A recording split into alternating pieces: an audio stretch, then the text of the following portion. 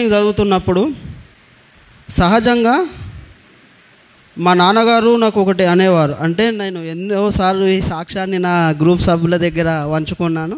కొంచెం మళ్ళోసారి వినండి, ఏం కాదు. ఓకే, నేను ఇంజనీరింగ్ చదువుతున్నప్పుడు మా నాన్నగారు నాతో ఒకటి అనేవారు. ఏది ఏమైనప్పటికీ నిన్ను ఒక ఉన్నత స్థాయి ఆఫీసర్గా, ఒక గవర్నమెంట్ ఉద్యోగిగా, ఒక గెస్టెడ్ ఆఫీసర్గా చూడాలి.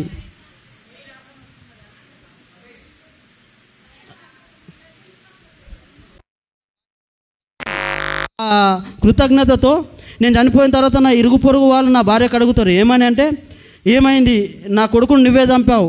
నా రక్త సంబంధికులు అడుగుతారు, ప్రతి ఒక్కరు అడుగుతారు, నా కొడుకును నువ్వే చంపింటావు ఏమై. ఇప్పుడు ఎన్నో మనం సంఘటనలు చూస్తున్నాం. కాబట్టి నేను ఒక డిసైడ్ అయింది ఏంటంటే, ఒక వాట్సాప్లో నాది ఒక సెల్ఫీ పెట్టుకొని నేను చచ్చిపోదామని డిసైడ్ అయినా. లాస్ట్కు ఫోన్ తీసి సెల్ఫీ ఆన్ చేసుకుందాం అనుకున్నా. సెల్ఫీ ఆన్ చేసుకుంటే విన్న నంబరు ఏమంటారంటే, నువ్వు వాడిని సెల్ఫీ దింపి నువ్వు చంపేసి ఉండొచ్చు అంటారు. అయినా విన నంబరు. అయినా నేనేం డిసైడ్ అయినా, లేదు ఒక వీడియో తీసి అది సెల్ఫీ రూపంలో అప్లోడ్ చేద్దామని నేను వీడియో ఆన్ చేసుకొని తీసుకుంటున్నా. ఆల్రెడీ ఆల్మోస్ట్ మెడకు తాడేసుకున్నా, అంతా రెడీగా ఉన్నా, పైకి వెళ్ళిపోవాలని సిద్ధపాటు కలిగే ఉన్నా. ఇక ఒకటి నిర్ణయించుకున్నా. లాస్ట్కు ఓపెన్ చేస్తూ ఉంటే వాట్సాప్లో ఒక మెసేజ్ వచ్చింది. చచ్చి ఏం సాధిస్తావు, బతికుండగానే ఒక దైవజనం ద్వారా శక్తివంతమైన వాక్యాన్ని విని, ఇది విన వాస్తవమే. 3 దినాల దాకా నేను తిండి లేదు, ఏమీ లేదు, మంచినీళ్ళు కూడా ముట్టలేను. నా హృదయాన్ని ఆ మాటలు కరిగించినాయి. కిందికి దిగి అదే కుర్చీ మీద కూర్చొని, నాకు అసలు మోకాళ్ళ మీద కూర్చొని మోకాళ్ళతో ప్రార్థన చేసేంత ఓపిక వినలేదు. ఇట్లనే నేల మీద పడుకొని, అంటే ఇట్లా సాధారణంగా ఇట్లా కూర్చున్నట్లనే ఇట్లా పడుకున్నట్లు చేసి బైబుల్ తీసుకున్నా. అప్పటి వరకు బైబుల్ ఉండే, బైబుల్ అనేది ఇంట్లో ఉన్న దుమ్ము ధూళి పట్టి ఉన్నది. అది ఆ బైబుల్ను దుమ్ము దులిపి తీస్తే, నువ్వు కన్నీరు విడుచుట నేను చూచి తిని అనే బైబుల్లో స్పష్టంగా దేవుడు నాతో మాట్లాడిండు. ఇక ఏంది చమత్కారం, ఏంది ఇది, ఇందులో ఉన్న మహత్కారం ఏంది అని దిగిన తర్వాత ఒకటే నిర్ణయించుకున్నా, ఇందులో జీవం ఉంది. ఇక నేను పలానా టెంపుల్కి పోవాలి, పలానా చర్చికి పోవాలి డిసైడ్ అయినా.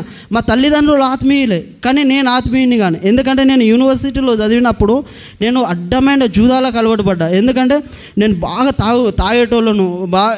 మేము ఎట్లదంటే, ఎక్కడన్నా యూనివర్సిటీలో, నేను గుజరాత్ యూనివర్సిటీలో చదివిన ఎంటెక్, నేను ఎక్కడన్నా కూర్చొని తాగినామంటే అదే యూనివర్సిటీలో అదే కాలేజ్ గేట్ కాడ అదే వాచ్మెన్ డ్యూటీ చేస్తుంటే వాడి పక్కన తాగి అక్కడనే పడుకునేటోళ్ళం, అంత తాగేటోళ్ళం.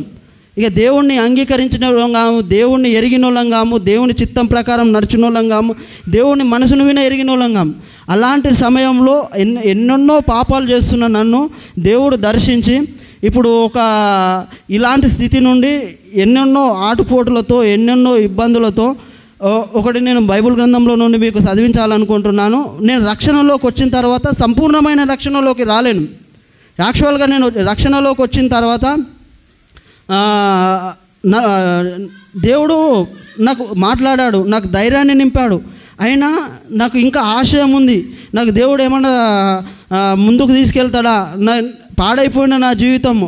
దాదాపుగా నేను ఇంజనీరింగ్ కంప్లీట్ చేసిన 7 సంవత్సరాల దాకా ఖాళీగానే తిరిగిన. అలాంటి నాకు దేవుడు ఏమన్నా మంచి స్థితి ఇస్తాడా అన్న ఒక ఉద్దేశంతో నేను ఉన్నోనికి 58 రోజులు ఉపవాస ప్రార్థనలో ఉన్నా. ఇప్పుడు సహజంగా మీరు ఎంతమంది ఉపవాస ప్రార్థనలు ఉంటున్నారో తెలియదు. అన్ని రోజులు ఉపవాస ప్రార్థనలో ఉన్నప్పటికీ దేవునికి అంగీకారంగా నా ఉపవాసం లేదు. నేను అనుకునేవాడిని, ఎన్నో ఇంటర్వ్యూకి తిరిగా, ఎన్నెన్నో ఇంటర్వ్యూలకు వెళ్ళా, అయినా నాకు ఉద్యోగం లేదు. ఎవరు పోయినా నన్ను రిజెక్ట్ చేసిండ్రు. నేను ఒకటే నిర్ణయించుకున్నా, నీకు నాకు ఏమన్నా పాపం అడ్డుగోడగా ఉందా ప్రభువా? నేను ఇంకనూ సంపూర్ణమైన మారు మనసు నాలో లేదా? సంపూర్ణ మారు మనసు అని ఒకటే రోజు ఒక ప్రార్థన చేసుకున్నా. My home group of construction అనే ఒక పెద్ద కంపెనీ, అక్కడి నుండి నాకు ఫోన్ వచ్చి, దాదాపుగా నేను 7 సంవత్సరాలుగా ఏ ఉద్యోగం చేయని నాకు అక్కడి నుండి కాల్ వచ్చి, ఏ ఇంటర్వ్యూ లేకుండా ఒక ఫ్రెషర్, ఇంజనీరింగ్ చేసిన ఫ్రెషర్కు ఒక 25 నుండి 30,000 జీతంతో వాళ్ళు పెట్టుకుంటారు.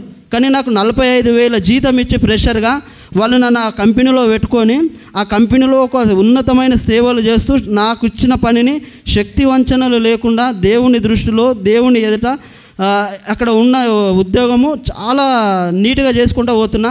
నేను చేస్తున్న సేవకు దేవుడు నన్ను ఎరిగి మొన్న ఒక 2 నెలల కింద ఒక సంఘాన్ని దర్శించి వచ్చినాం. సేమ్ ప్రతి సంఘంలో ఇలాగే దర్శించి వస్తాం మేము. ఆ సంఘాన్ని దర్శించి వచ్చిన ఒక మరుసటి రోజే హైదరాబాద్ మహానగరంలో సివిల్ ఇంజనీరింగ్లో the best quality engineering award నాకు ఇప్పించిండు. ఎందుకంటే దేవుడు మనం చేసిన ప్రతి దానిని మనకు తిరిగి ఇస్తాడు. మనం ఏమి దేవుని దగ్గర ఆశిస్తాం, మనం అడిగిన దానికంటే ఊహించిన దానికంటే అత్యధికంగా ఇచ్చేవాడు ఆయననే. మొన్నటికి మొన్న ఇంక్రిమెంట్ ఒక 50 మంది ఇంజనీర్స్ ఉంటారు మా సైట్లో. ఆ 50 మంది ఇంజనీర్స్లో అత్యధికంగా ఇంక్రిమెంట్ నాకే వచ్చింది. ఎందుకంటే నేను ఎవ్వరికి డబ్బా కొట్టలేను, ఎవ్వరికి నాకు ఇంత ఇంక్రిమెంట్ చేయలేను. కానీ దేవుడు చూసిండు, నేను చేసిన ప్రతి పనిని దేవుడు చూసిండు. కాబట్టి నన్ను దేవుడు ఈ విధంగా దీవించిండు. నేను ఈ విధంగా దీవించబడడానికి కారణం నేను చేస్తున్న ప్రతి దానికి దేవుడు.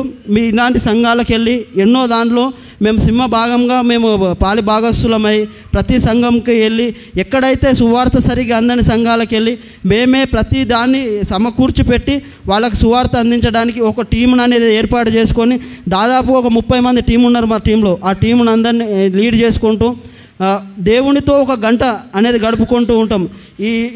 కాబట్టి నేను అంచెలంచెలుగా దేవునిలో ఉన్నప్పటి నుండి అంచెలంచెలుగా పనికి మాలిన నా జీవితాన్ని పనికొచ్చే పాత్రగా దేవుడు మార్చుకున్నాడు. కాబట్టి ఈ చిన్ని సాక్ష్యాన్ని దేవుడు దీవించి ఆశీర్వాదించునుగాక. సమస్తము యుగము దేవునికి మహిమ కలుగునుగాక. ఆమేన్.